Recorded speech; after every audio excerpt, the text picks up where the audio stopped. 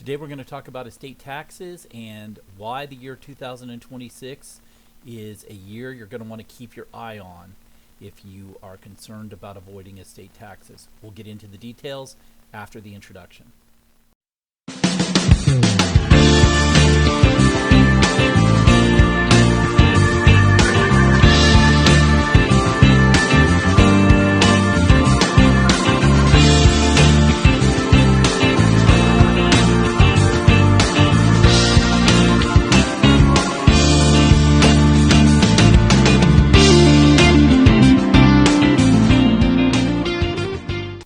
If you already have an estate plan, or even if you don't, most people are aware that there is an estate tax.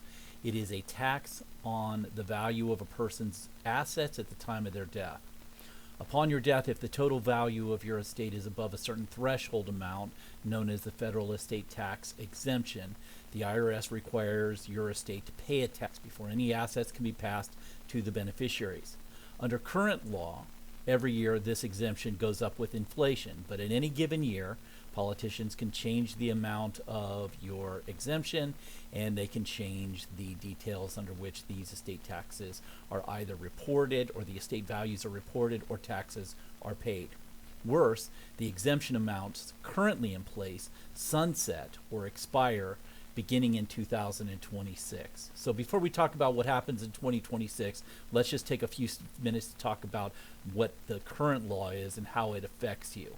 In 2024, the federal estate tax exemption is $13.6 million. It's $13.61 million to be more precise for individuals, and $27.22 million for married couples. Simply put, if you die in 2024 and your assets are worth $13.61 million or less, your estate won't owe any federal estate taxes. That's why most people aren't worried about it. If, however, your estate is worth more than $13.61 million, every dollar more than that amount is taxed at a whopping 40% tax rate. Now, the current $13.61 million estate tax exemption is set to expire on January 1st, 2026, and return to its previous level of $5 million. That means that for many people, the years 2024 and 2025 are the last years at which they can be comfortably below the estate tax exemption. Now, that $5 million, when it's adjusted for inflation, is expected to be about $7 million. But again, this is subject to change.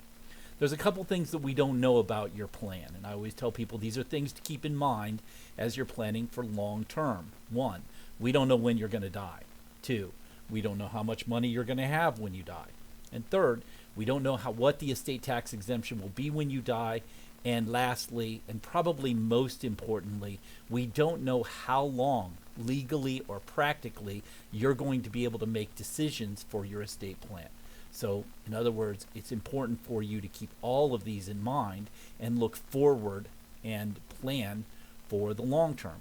That's why it's so important to work with a lawyer who will develop a long-lasting relationship with you and put in place a plan to protect your family regardless of the amount of the estate tax exemption or the size of your assets.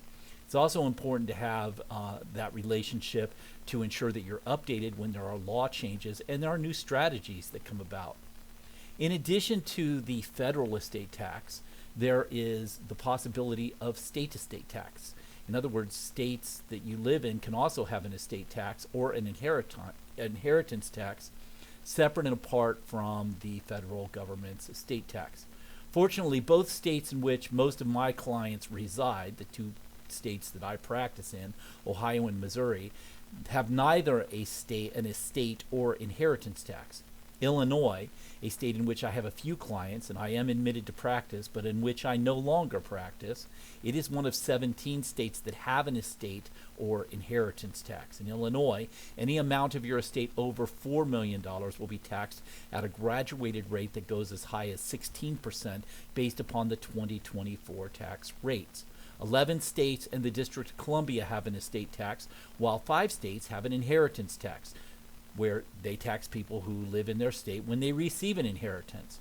And this gets complicated because some states only tax inheritance that is received in the state that the person lives in. So in other words, if your parents live in Pennsylvania and and they pass away and leave you an inheritance and you live in Pennsylvania, you'll be taxed on that inheritance.